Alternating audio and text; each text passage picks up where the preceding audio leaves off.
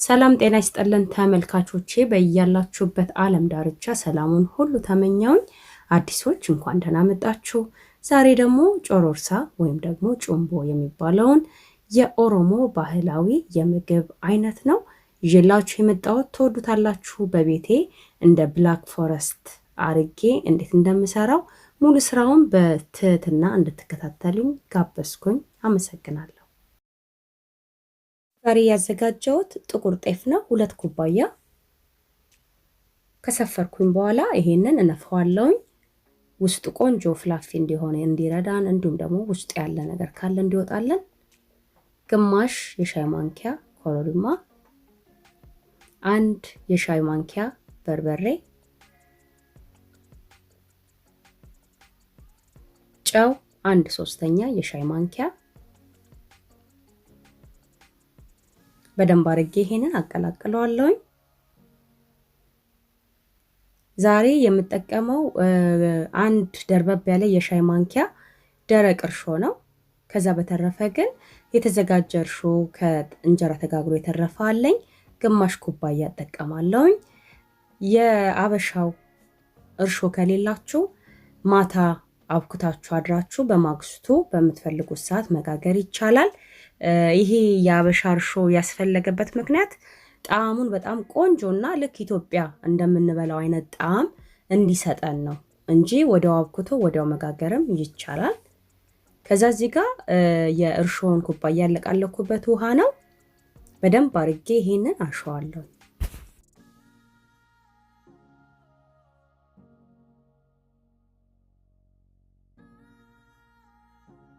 ተመልካቾቼ በደንብ አድርጌ አሽቼ ተመልሼ መጥቻለሁ። የዚህን ያህል ቅጥነት ውፍረቱ በቂ ነው።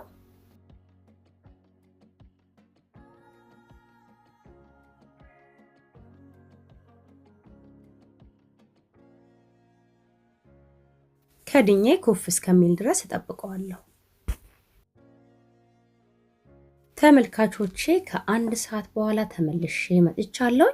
ያው እንዳያችሁት ሊጡም ትንሽ ኩፍ ብሎልኛል። ውስጥ ያለውን አየር ካስወጣውኝ በኋላ ለማስፋት እንዲመቸኝ በጆክ የምፈልገውን ያህል ቀንሻለሁኝ። በነገራችን ላይ ዛሬ እኔ ያቦካሁት ለ2 ቂጣ የሚሆን ነው።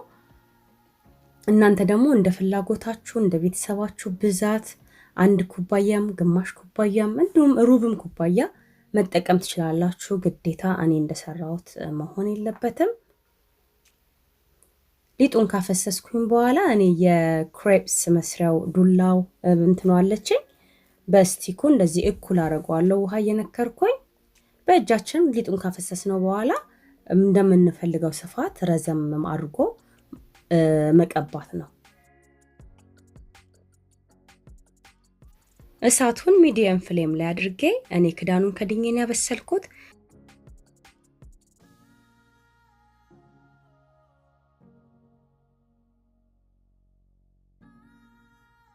እያገላበጥኩኝ በደንብ አድርጌ አበስለዋለሁ።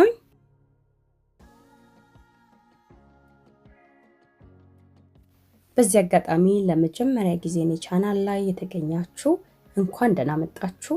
ለማታውቁኝ ዘቢብ እባላለሁ። ስራዬን አይታችሁ ከወደዳችሁ ደግሞ ሰብስክራይብ በማድረግ ቤተሰብ እንድትሆኑኝ ስል በትህትና ጋብዛለሁ። እንዲሁም ላይክ በማድረግ ሌሎች ሰዎች ጋር እንዲደርስ ይረዳኛልና ስራዬን ላይክ በማድረግ ድጋፋችሁን ብታሳዩኝ ብዬ መልካም ምኞቴን እገልጻለሁ። አብራችሁ ላላችሁ ቪዲዮዬን ሼር እያደረጋችሁ እንዲሁም ደግሞ በገንቢ አስተያየት አጠገቤ ሆናችሁ ለምታበረታቱኝ በአጠቃላይ እግዚአብሔር ያክብርልኝ። አሁንም ድጋፋችሁ አይለኝ።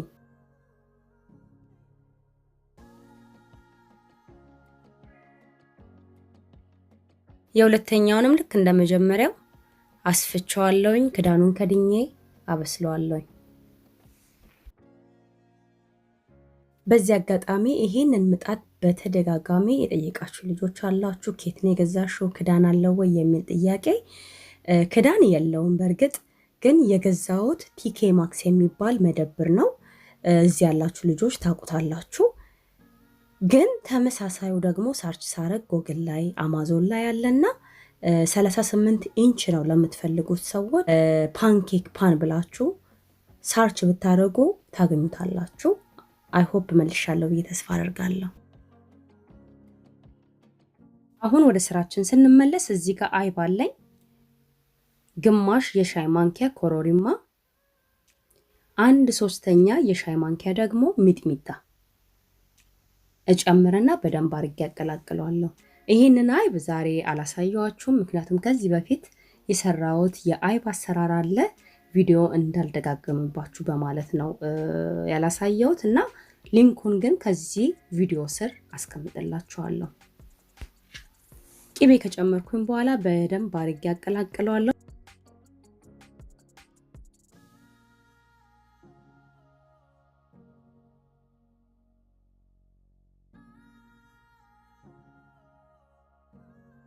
ይሄው እንደዚህ ቆንጆ ሆኖ ተቀላቅሎልኛል። እዚህ ጋር በጣም ትልቅ ይቅርታ ብርሃኑን ኮንትሮል ማድረግ አልቻልኩም፣ ምክንያቱም አንዴ ደመና ይሆናል አንድ ጊዜ ፀሐይ ይወጣልና ለብርሃኑ በጣም ይቅርታ ጠይቃለሁ።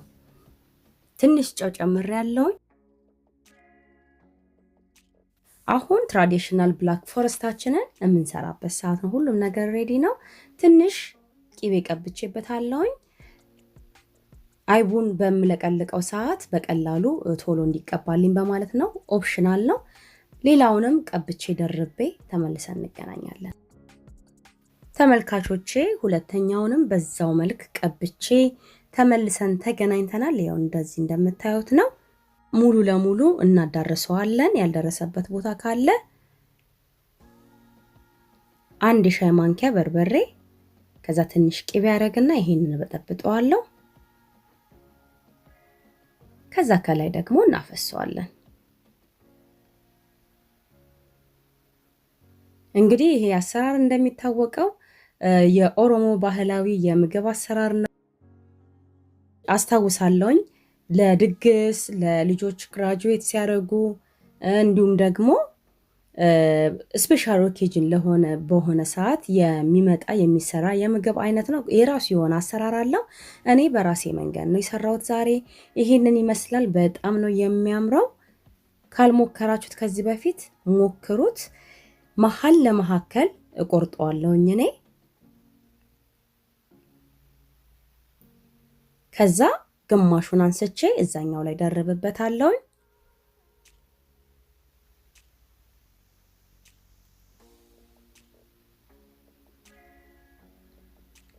በምንፈልገው መጠን እንቆርጠዋለን። ቂጣው በጣም ልስልስ ያለ የሚጣፍጥ የጮሮርሳ ወይ ደግሞ ጩምቦ አሰራር ነው በቤት የሰራሁት። ከወደዳችሁት ላይክ ማድረጋችሁን አትርሱ። እስከዚህ ሰዓት ድረስ ጊዜያችሁን ሰጣችሁኝ አብራችሁኝ ስለተከታተላችሁኝ እጅግ በጣም አመሰግናለሁኝ። ይሄን ቪዲዮ ከወደዳችሁት ሼር ማድረጋችሁን አትርሱ፣ ሌሎች ሰዎች ጋር እንዲደርስ። አዲሶች ሰብስክራይብ በማድረግ ቤተሰብ እንድትሆኑኝ ስል በአክብሮት ጋብዛለሁኝ። ለመላው የኦርቶዶክስ እምነት ተከታይ በአጠቃላይ በአገር ውስጥም እንዲሁም በውጭም ላላችሁ እንኳንም ለእናታችን ለኪዳነ ምሕረት 16 ጾም በሰላም አደረሳችሁ። እንደሚታወቀው የፊታችን ቅዳሜ 16 ጾም ትያዛለች። ጾሙን የሰላም የጤና የፍቅር እንዲሁም ሀገራችን ሰላም የምትሆንበትን ታርግልን። ጸሎታችንን ትሰማን ዘንድ ለሁላችንም እመኛለሁኝ። ለዛሬ እዚህ ጋር በቃው። ሰላም ሆኑልኝ።